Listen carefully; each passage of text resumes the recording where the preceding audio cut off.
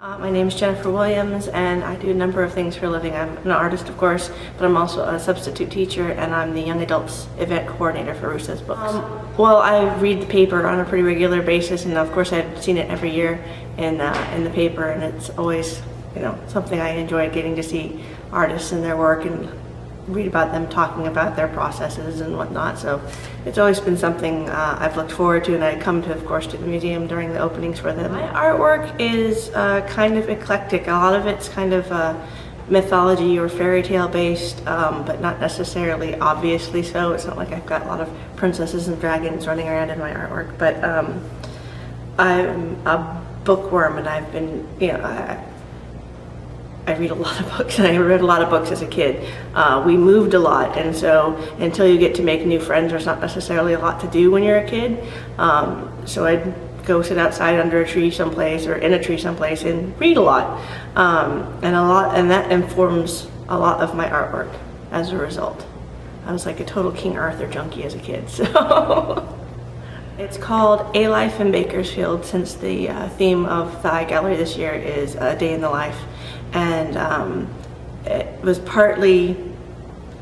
I came about it partly because of the theme and trying to think about what really a day in the life is, and I kind of distilled that it's a biography. Really, if you take a day in the life of somebody, all the days before it are still part of what made up that one day, and that one day is going to be influential in all the days that came after it. So it's just like a snapshot or a biography of a day. Of a whole life, really, in that one day. So that was part of what helped me decide on the subject matter, and then the image itself was inspired from an old photograph that I had.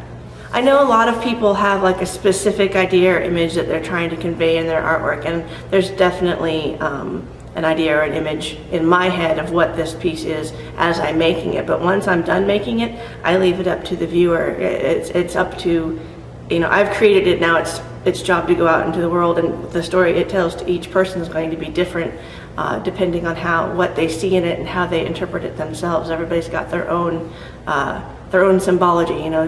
Everything means, like a crow might mean to me something totally different than it would mean to somebody else.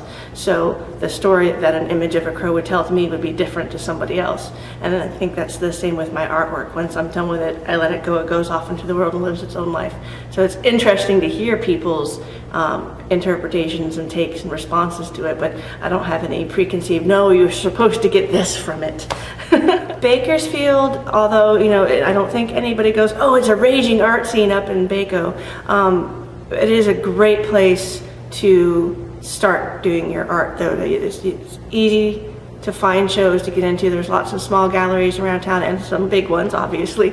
And the art community here is friendly and welcoming. Anybody can join any kind of group. There's the BMOA, obviously the BMOA is easy to have a membership for, and there's all kinds of art shows and art opportunities here. There's the Art Association, there's the Current Arts Council, there's galleries like Don Martin's gallery and the Foundry and all kinds.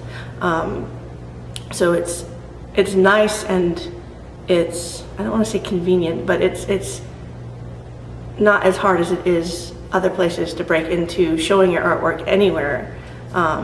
And that's a big help when you're not exactly sure what to do, or you're not really confident in your work yet. So for like arts in general, especially for beginning artists, I think Bakersfield's a good place.